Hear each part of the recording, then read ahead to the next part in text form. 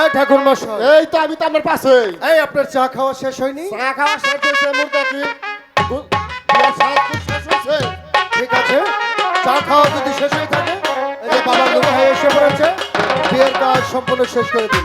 আমি ভিতর বাড়ি থেকে আসছি।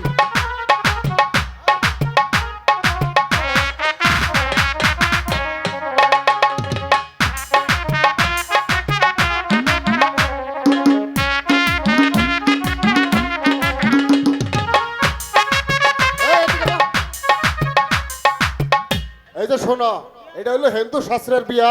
আচ্ছা আমি যা যা মন্ত্র